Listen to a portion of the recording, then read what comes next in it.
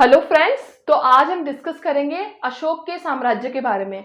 अशोक कौन से वंश से था? मौर्य वंश का संस्थापक था। ठीक है। और इससे पहले मैंने डिस्कस किया था मौर्य साम्राज्य के बारे में। तो ऊपर आ रही लिंक के थ्रू या फिर डिस्क्रिप्शन में मैंने लिंक दे रखी है, उसके थ्रू भी आप जाके मेरा वो वीडियो देख सकते हैं, क्योंकि वो वीडियो इस टॉपिक से रिलेटेड है। तो आइए शुरू करते हैं। तो दोस्तों, कल मैंने आपको पढ़ाया था मौर्य साम्राज्य के बारे में, जिसके अंतिम शासक कौन थे? चंद्रगुप्त मौर्य के बाद में बिंदुसार थे। ठीक है। आज हम पढ़ेंगे अशोका के बारे में। जैसा कि आप सब जानते हैं कि अशोका, जो कि जिनका पूर्व नाम जो पहले उनको पुराणों में क्या कहा जाता था? अशोकावर्धन भी कहा जाता है। ठीक है। और अब देखिए, मौर्य मौर्य वंश का शासक जो कि कब से कब तक चला? 322 ईसा पूर्व से लेके 185 ईसा पूर्व तक मौर्य साम्राज्य का वंशज मतलब मौर्य साम्राज्य चला, यानी कि 137 वर्ष तक मौर्य साम्राज्य टिका रहा। कहाँ पे? और इन्होंने राज कहाँ पर किया? मगध तथा उनके अन्य 16 राज्यों पे इन्होंने राज्य किया। ठीक है। तो क्या हुआ था कि लास्ट मैंने पढ़ाया था कि बिंदुसार का शासनकाल पढ़ाया था कल। किसमें? मौर्य साम्राज्य में। तो क्या हुआ था देखिए, मौर्य वंश के 269 ईसा पूर्व में शासक बिंदुसार की मृत्यु के बाद में कौन बैठा गद्दी पे, राजगद्दी पे? अशोका बैठा। अब ये अशोका बैठा था, तो ये बिंदुसार कौन था? बिंदुसार के जो दरबार में अशोका क्या था? उत्तराधिकारी था। और बिंदुसार जो कि अशोका के क्या है? पिता हैं। ठीक है, पिता हैं। तो फिर अब मैं आपको बताऊंगी जो अशोका था उनका जन्म वगैरह। पहले तो जीवन चित्रण के बारे में बताऊंगी और इन्होंने कौन कौन से अभिलेख लिखे हैं। तो देखिए, अशोका का जन्म कब हुआ था? 304 ईसा पूर्व में पाटलिपुत्र पटना में क्या हुआ था? इनका जन्म हुआ था। किसका? अशोका का। अशोका बहुत ज्यादा बुद्धिमानी और राजनीतिज्ञ तथा अर्थशास्त्री व्यक्ति थे। ठीक है। और प्रजा भी चाहती थी कि हमारे राज्य में ऐसा शासक शासन करे कि प्रजा को क्या हो? नुकसान ना हो और हमेशा उसकी क्या हो? रक्षा की जाए। और इसी अनुसार क्या था? अशोका बहुत ज्यादा बुद्धिमान था। ठीक है। अब क्या था? अशोका का जो उपनाम था वो क्या था? अशोका का उपनाम क्या था? देवानाम प्रिय। देवानाम प्रिय से इनको क्या पुकारा जाता था। ठीक है। उसके बाद में क्या हुआ? अशोका के माता पिता का क्या नाम है? तो अशोका के पिता का नाम तो बिंदुसार है, तथा इनकी दो माताएं थी जिनका नाम क्या है? सुभद्रागी और रानी धर्मा, जो कि इनकी क्या है? माताएं हैं दो। और इन्हीं माताओं से क्या हुआ था कि अशोका कुल कितने भाई थे? 100 भाई थे। अशोक कुल 100 भाई थे। और क्या हुआ था कि 100 भाइयों में से सिर्फ ये खुद अकेले एक ही बचे थे। क्यों? क्योंकि इन्होंने क्या किया था? तक्षशिला में, मतलब तक्षशिला एक राज्य है और तथा कलिंग वो भी एक राज्य है। तो उसमें क्या हुआ था? अपने 99 भाइयों की हत्या करके और अपने पिता बिंदुसार की हत्या करके क्या हुआ था? ये मगध पर इन्होंने शासन किया था। तथा उससे पहले ये क्या थे? अशोका जो थे वो अवंतिका राज्य के राज्यपाल भी थे। ठीक है। और पहले जो होता था, मतलब शासन जो किया जाता था, वो पिता सत्रात्मक ही होता था। अशोक जो थे तो उनकी पत्नी व संतान कौन थी? उनकी पत्नी का नाम तथा संतान का नाम क्या था? तो इनकी क्या थी? कुल 5 पत्नियां थी। मतलब उस समय बहुत विवाह किया था इन्होंने, है ना? काफी पत्नियां थी इनकी। तो पहली पत्नी का नाम क्या है? देवी। दूसरी पत्नी का नाम क्या है? कारुआकी। ठीक है। तीसरी पत्नी का नाम क्या है? असादी मित्र, असादी मित्रा भी बोलते थे इनको। ठीक है। और चौथी पत्नी का नाम क्या है? पद्मावती, पद्मावती। ठीक है। और पांचवी पत्नी का नाम क्या है? तिस्त्रा शिता, तिस्त्रा शिता पांचवी पत्नी का नाम था। ठीक है। और अशोका की जो संतान थी, तो इनको क्या, वैसे तो इनकी बहुत सारी संतानें थी। ठीक है। पर ऐसा कहा गया है, मतलब बौद्ध धर्म के ग्रंथों से, अभिलेखों से ऐसा मिला है, साक्ष्य मिले हैं। पर मुख्य रूप से जो संतान थी, तो ये जो संतान थी वो कौन थी? महेंद्र जो उनका पुत्र था, वो किसका पुत्र था? देवी का पुत्र था। मतलब माता जो उनकी थी वो देवी थी। और उनकी जो पुत्री का नाम था वो क्या था? संघमित्रा, जो कि उनकी क्या थी? पुत्री थी। ठीक है। महेंद्र उनका पुत्र था और संघमित्रा उनकी क्या होती? पुत्री थी। ठीक है। इसी तरीके से क्या हुआ कि अशोक जब राजगद्दी पे बैठे थे, उनका अभिषेक मतलब राज अभिषेक कुछ समय बाद में हुआ था। मतलब कि वो 269 ईसा पूर्व में तो उन्होंने क्या किया कि अपने पिता को मार के राजगद्दी पे तो वो बैठ गए थे पटना में ही, पर उनका राज अभिषेक 272 ईसा पूर्व से लेके 270 ईसा पूर्व के क्या हुआ था, मध्य हुआ था, मध्य में हुआ था। इससे पहले क्या हुआ था कि उन्होंने क्या किया, 42 वर्ष तक मगध पर क्या किया, अशोका ने शासन किया। और इससे पहले इतने ही समय तक 37 वर्ष तक जो शासन काल है, मतलब जो वो चंद्रगुप्त मौर्य ने किया था, जिनके प्रधानमंत्री कौन थे, चाणक्य थे, जिसके बारे में मैंने आपको बताया था। तो इसी टाइप के क्या होते हैं दोस्तों, क्वेश्चंस आते हैं, जैसे कि सन पूछ लेगा, राज अभिषेक कब हुआ था वो पूछ लेगा, नाम पूछ लेगा संतान वगैरह के, पत्नियां कितनी थी। तो इन टॉपिक्स पे क्या करना है, अपन को फोकस करना है, जिससे क्या हो कि अभी पढ़े तो अभी याद हो जाए। ठीक है।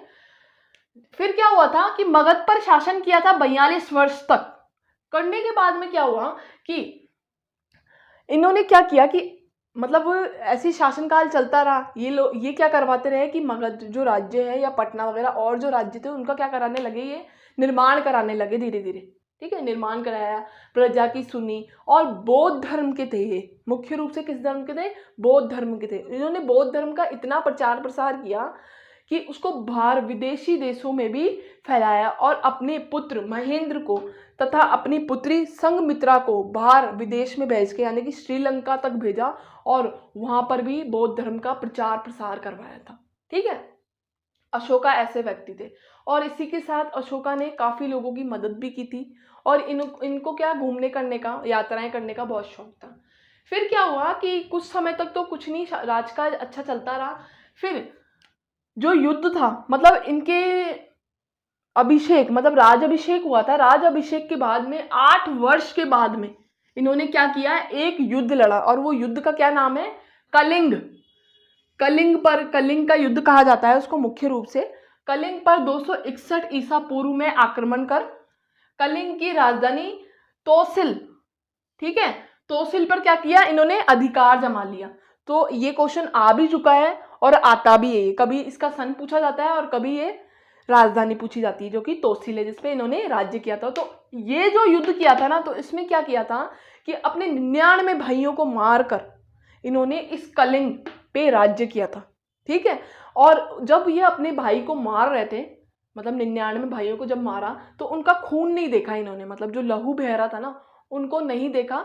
और उसी के बाद से क्या हुआ कि इनके महीने जो मतलब मन में ऐसी घृणा सी जाग गई थी, मतलब ऐसे मतलब घृणा हो गई थी कि इन्होंने क्या किया कि बौद्ध धर्म को अपना लिया। बौद्ध धर्म को अपनाने के बाद में इन्होंने क्या किया, हिंसावादी ना होकर अहिंसावादी का मार्ग अपनाया और बौद्ध धर्म का ज़्यादा से अधिक प्रचार प्रसार किया।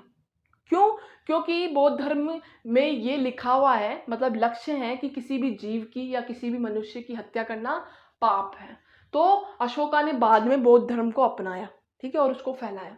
तो क्या हुआ, फिर क्या आया, इनका धर्म आता है। तो बौद्ध धर्म को अपनाया, और उसके बाद में बौद्ध भिक्षुक, कौन थे भिक्षुक, जो कि गुरु थे इनके, उनका नाम क्या था, उपगुप्त से दिशा ली। मतलब बौद्ध धर्म के मार्ग पे चलने के लिए इन्होंने क्या ली, दिशा ली। और दिशा लेने के बाद में अब क्या हुआ कि इनके द्वारा मतलब इन्होंने काफ़ी चीज़ों का निर्माण कराया, भवन वगैरह, स्तूप थे, बहुत सी चीज़ों का, भवन, स्तूप, मकबरे, बहुत सी चीज़ों का निर्माण करवाया उस समय। तो क्या हुआ था, अशोक द्वारा निर्मित 4 गुफाएं थी। 4 गुफाएं कौन कौन सी थी, तो पहले देखिए ये ली, कर्ज, चौपर व सुदामा व विश्व झोपड़ी, जो कि 4 गुफाएं हैं, उनका निर्माण इसने अजीवित काल में रहते हुए पुनः बार बार इनका क्या करवाया था, निर्माण करवाया था। निर्माण करवाने के बाद में क्या हुआ था कि अशोका ने स्तूपों का भी निर्माण करवाया। ठीक है, फिर इसके बाद में क्या हुआ, अशोका द्वारा शिलालेखों का निर्माण। तो उस समय क्या हुआ था कि बहुत से राज्य थे, मतलब भारत के बहुत से राज्य तथा जिलों में क्या पाए गए, अशोक द्वारा निर्मित शिलालेख तथा अभिलेख प्राप्त हुए थे, जो कि पत्थरों पे निर्मित थे, ताम्र पत्रों पे निर्मित थे, और उनकी लिपियां भी अलग अलग थी। तो देखिए, तो अशोक के शिलालेख भारत, पाकिस्तान के उत्तरी तथा पश्चिमी पाकिस्तान दोनों में मिले थे ये शिलालेख। इसके बाद में क्या हुआ कि ये जो शिलालेख थे वो अफगानिस्तान में मिले। अफगानिस्तान के बाद में ये और भी मतलब भारत के कुछ जगहों पे मिले, मगध वगैरह में, पटना में मिले, कर्नाटक में मिले।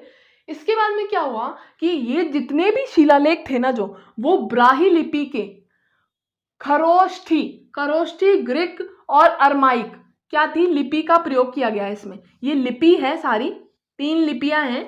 कौन सी? खरोष्ठी, अरमाइक और ग्रीक लिपि। ठीक है, मिले हुए साक्ष्य मिले ऐसे। ठीक है, अब क्या हुआ, ये जितने भी शिलालेख थे ना जो, उसमें क्या था कि बौद्ध धर्म का प्रचार प्रसार, वह वहाँ का जो आदेश वगैरह राजा के द्वारा जो दिए जाते थे, वो काफ़ी अच्छी चीज़ों में निर्मित लिखित अभिलेख मिले। पर क्या थे कि इन अभिलेखों को समझने के लिए लोगों ने क्या की, खोज की। तो देखिए, शिलालेखों की कुल जो संख्या थी वो कितनी थी? 14 थी। कुल 14 अभिलेख मिले हैं।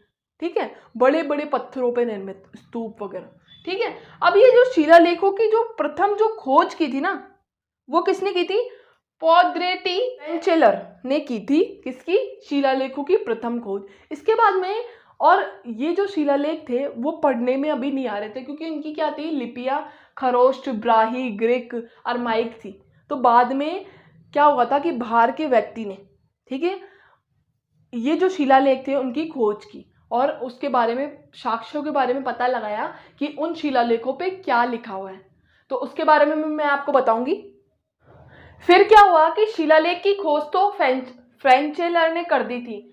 फिर उसके बाद में क्या हुआ कि जो ये अशोक के अभिलेखों को सर्वप्रथम पढ़ा, तो किसने पढ़ा था? 1837 ईसा पूर्व में, ठीक है, जेम्स प्रिसेप ने पढ़ा। मतलब पहला व्यक्ति था जो कि अभिलेखों को इसी ने ही समझाया था, मतलब भारत में, पूरे भारत में। और क्या है कि भारत में प्रथम व्यक्ति था, अशोका ही था, जिसने क्या किया था कि शिलालेखों का निर्माण करवाया था। उसी के बाद ही शिलालेख बनने, मतलब और राजाओं ने भी निर्माण करवाया था। ठीक है, तो क्या हुआ था, बहुत लंबे समय बाद में समझा इन शिलालेखों को, और बहुत ज़्यादा प्रसिद्ध और फेमस है, क्योंकि अशोका ने ऐसी चीज़ों का निर्माण कराया, ऐसी चीज़ें बोली जिससे क्या हो कि पूरे, मतलब पूरे भारत में क्या हो और विदेशों में लोगों को कल्याण हो। तो क्या क्या चीज़ें बोली थी वो भी बताऊंगी। तो क्या है, अशोका ने ये तो कर दिया, मतलब पहले तो ना जेम्स प्रिसेप ने तो समझा, और अशोक के जो शिलालेखों को 3 भागों में बांटा गया है, मतलब बांटा गया है मुख्य रूप से। तो फर्स्ट जो है वो है शिलालेख, दूसरा है स्तंभलेख, तीसरा है गुहालेख। और कुल जो कितने शिलालेख हैं? 14 लेख हैं, यानी कि शिलालेख हैं मुख्य रूप से, इनकी संख्या 14 है। अब ये 14 जो शिलालेख है, इनमें क्या किया था कि अलग अलग स्थानों पे पाए गए, कहीं बिहार में या कहीं इलाहाबाद में पाए गए, बहुत से राज्यों में पाए गए थे। तो क्या हुआ था, अशोका के स्तंभलेख जो कि जो शिलालेख थे, तो वो कुल स्तंभलेख, मतलब मुख्य रूप से ये वाले जो लेख थे ना, वो 7 थे। ठीक है, तो 7 लेख कौन कौन से थे? देखिए, कुल 7 लेख थे, ब्राही लिपि में लिखे गए थे ये लेख। ब्राही और ग्रीक भी लिपि थी, मुख्य रूप से ब्राही में लिखे गए और अलग अलग स्थानों पे मिले। ठीक है, अब ये जो पहला लेख है वो कौन सा है? प्रयाग स्तंभ लेख जिसे कहा जाता है, पहला जो लेख है। और इसमें क्या, मतलब क्या मिला इस पे लिखा हुआ? तो जो कि कौशंबी जो कि एक राज्य है, राज्य में स्थित है, कौशंबी राज्य में, ये कौन सा है? प्रयाग स्तंभ लेख। और ये जो लेख है, इस लेख को अकबर ने क्या किया था? इलाहाबाद के किले में स्थापित किया बाद में, जब उसको ये पता चला कि अशोका ने लिखवाया है। और ये जो लेख था ना, मतलब बहुत ज़्यादा फेमस था। इस पे ऐसा लिखा हुआ था, मतलब ये प्रथम लेख था, शिलालेख कौन सा था? ये स्तंभलेख प्रथम था। तो इसमें ये लिखवाया गया था कि किसी भी पशु की या पक्षी की क्या हो, मृत्यु ना की जाए, उस पर रोक लगाई जाए। ठीक है, इसके बाद में जो दूसरा शिलालेख है, मतलब जो कि दूसरा स्तंभ लेख जिसे कहते हैं, वो कौन सा है? दिल्ली टोपरा लेख। ठीक है, तो इसकी इतनी, मतलब बौद्ध ग्रंथों के अनुसार या विदेशी जो लोग थे, जो मतलब जांचते थे, खोज करते थे, उनके अनुसार कुछ नहीं मिला है इसमें। बस ये दिल्ली का क्या है? टोपरा लेख कहा जाता है, स्तंभ लेख। फिर इसके बाद में जो तीसरा अभिलेख है वो कौन सा है? दिल्ली मेरठ अभिलेख या स्तंभ लेख बोलते हैं, जिसको दिल्ली मेरठ स्तंभ लेख बोलते हैं। ठीक है, जो कि ये जो मेरठ में, मतलब बिहार की साइड पे, इसको वापस अशोक के शिलालेख को ले जाया गया था। ऐसा लिखा हुआ है। ठीक है, इसके बाद में जो चौथा स्तंभ लेख है वो कौन सा है, रामपुरवा स्तंभ लेख। ठीक है, पांचवा जो स्तंभ लेख जो कि अशोका ने लिखवाया था वो था लौरिया अरेराज स्तंभ लेख है ये। ठीक है, और उसके बाद में सातवां जो अभिलेख है वो कौन सा है, लौरिया नंदगढ़ में मिला। नंदगढ़ स्थान है, उस पे ये शिलालेख मिला था, स्तंभ लेख जिसे कहते हैं। तो मुख्य रूप से ये 7 जो कि स्तंभ लेख थे। तो दोस्तों ये जो शिलालेख थे तो इसमें क्या था, पहले में तो, और जो पहला शिलालेख था उसको क्या कहा जाता है, रानी लेख या अभिलेख भी कहा जाता है। पहला जो प्रथम, जिसे क्या कहा जाता है, प्रयाग स्तंभ भी कहा जाता है। और जो मतलब ऐसा कहा गया है और देखा भी गया है कि अशोक का जो 7वां स्तंभ लेख था वो सबसे लंबा स्तंभ लेख था। तो देखिए सबसे लंबा स्तंभ लेख कौन सा है, 7वां शिलालेख। जिसमें क्या हुआ है कि उसमें उसकी तीर्थ यात्रा का वर्णन है। मुख्य रूप से उसकी तीर्थ यात्रा है, मतलब अशोक क्या कर रहा था कि मतलब उसका कलिंग का युद्ध हुआ, उसके बाद में 261 ईसा पूर्व में वो जो मतलब हुआ था ना, युद्ध हुआ था, उसके बाद में क्या किया इसने, बौद्ध धर्म था उसका प्रचार प्रसार किया। और मुख्य रूप से धम्म नीति थी, धर्म को बढ़ावा दिया। विदेशों तक ये इसने यात्रा की, लोगों के पास गया, उन्हें समझाया और अभिलेख, हर जगह पे अभिलेख छपवाए। और इसने एक नीति बनाई कि हर 5 वर्ष में एक यात्रा होनी ही चाहिए। ठीक है, तो ये करता रहता था यात्राएं। इसके बाद में क्या है, अशोक ने बौद्ध धर्म में धम्म नीति को अपनाया। अब धम्म नीति में इसने क्या किया कि मनुष्य का क्या होना चाहिए, मनुष्य तथा जो पशु पक्षी हैं उनके क्या होने चाहिए, चिकित्सा की व्यवस्था होनी चाहिए। ऐसा अभिलेखों में लिखवाया, चौथा अभिलेख है जो कि धम्म नीति के साथ में। और उसके बाद में 8वें तथा 13वें अभिलेख में ये लिखवाया था कि हर व्यक्ति जो है उसको स्वतंत्र रूप से उसका जीवन व्यापन होना चाहिए, उसको किसी की रोक टोक नहीं होनी चाहिए और महिलाओं को पूर्ण स्वतंत्रता प्राप्त होनी ही चाहिए।